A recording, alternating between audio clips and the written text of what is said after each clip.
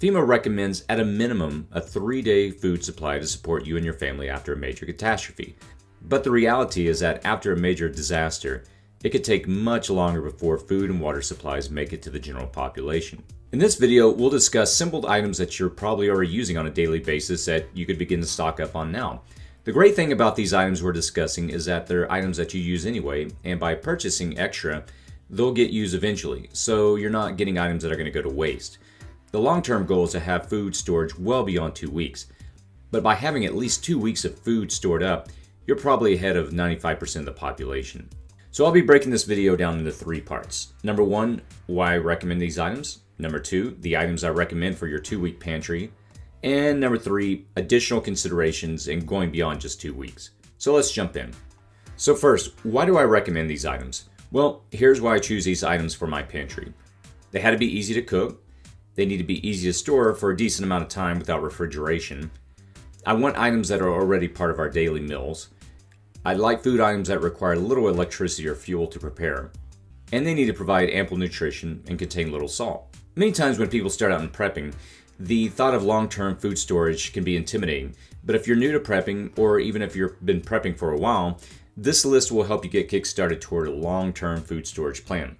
And consider this list as a bare minimum starting point. In later videos, we'll get into discussing long-term food approaches, but this is just a good way to get started. So here's the items in my list. Obviously, change it in relation to the size of your family. For example, I have a family of 4. We have 2 adults and 2 children who are 8 and 6. So I'm coming to these amounts based on what we typically eat on a daily basis.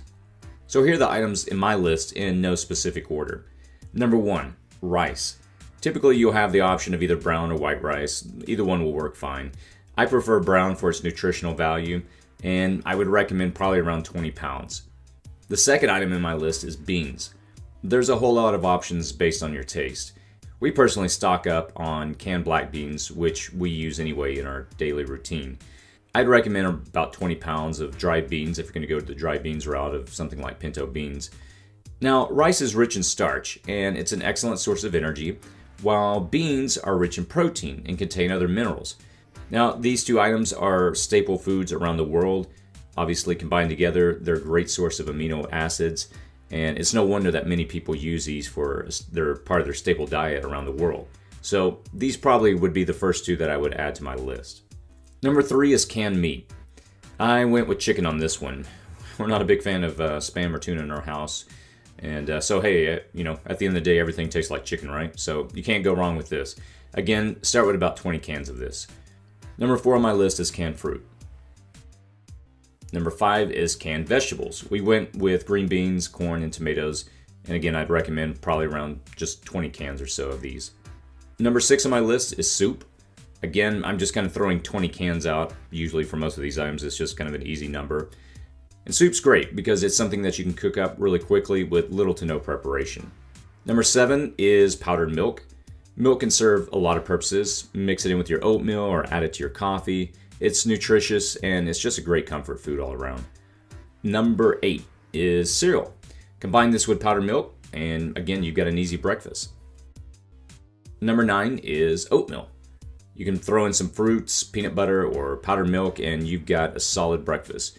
About 5 pounds of this should work. Number 10 is peanut butter. You can get a couple of large jars and you'll be set.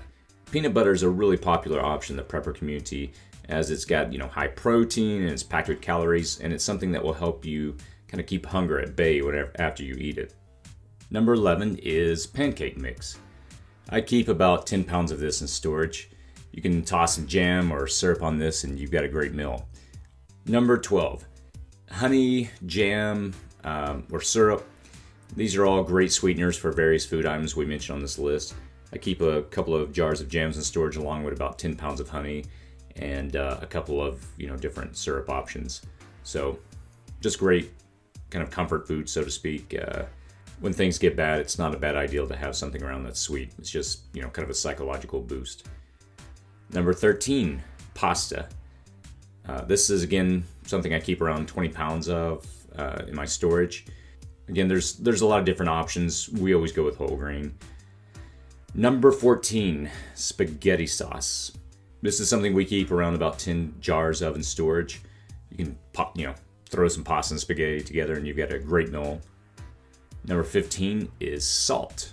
In addition to using it to enhance the flavor of your food, this is a necessary mineral that your body needs to operate. So can't have enough of that. And obviously it's cheap. Number 16, oil. We keep olive oil and a few other options in our storage. Oil serves many purposes in cooking, and the great thing about it is that it helps us satiate hunger. Number 17, coffee and/or tea. I know for me personally, if anything were to happen and I didn't have my coffee, yeah, I'd probably be in a world of hurt. Number 18, spices and condiments. These options, things like, Tabasco sauce, oregano, salsa, pepper, other options, these just help add variety to your diet and just prevent, fatigue of having to eat certain foods over and over. It's always nice, spices kind of add a little variety and help mix things up some. Number 19, nuts. And this is an easy comfort food you can quickly grab. Again, source of protein, source of fat. Number 20, packaged meals, something like a macaroni and cheese. We added these to our inventory for our kids. Again, just some easy comfort foods we know they'll like, easy to cook and prepare. And here's an additional bonus item for your food storage: having a garden. Now, while this isn't a food storage item, obviously, it's great to have a backup option, something that, number one, you have fresh food and something that can be replenished. I've done a few videos, or rather I did a video on this a few weeks ago, and I'll provide a link in the description below of how I started getting into raised bed gardening. I have no experience with gardening, and surprisingly it's not that hard, and I'm already beginning to see a crop coming in as I begin to plant different seeds over the last couple of months. So encourage you to check that out. Also, here's some additional considerations. Before you start just going out and grabbing a bunch of things and adding it to your inventory, number one, make sure you have enough water stored up. I can't emphasize this enough. People often underestimate this, how much water they're going to need. I've done a couple of videos in the past where I talked about water storage and purification. Obviously, the things that we're talking about on the list that you're cooking, they'll need water. So definitely have that stored up and prepared. Number two, actually buy food items that your family enjoys.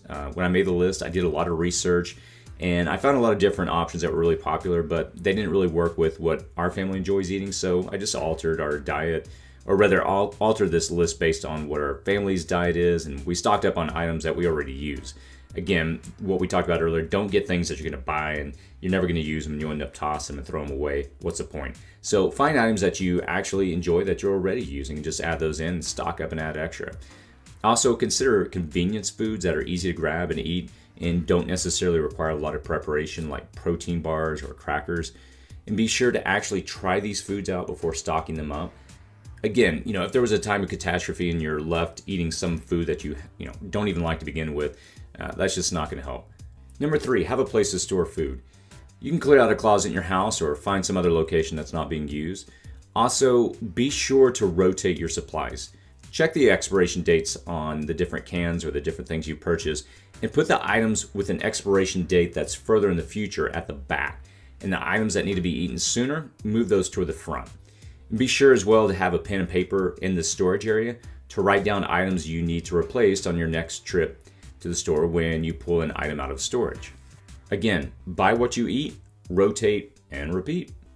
In a future video, I'll be creating a series of videos where I'll talk about setting up your prepper's kitchen, including sanitation and cleanup, as well as discuss several different fuel options to ensure you can cook your food. For those that want to go beyond just the basics discussed in this video in our series about long-term food storage, which is again another video I'll be doing hopefully sometime soon, be sure to check out the Prepper's Cookbook, a book that I'm currently reading.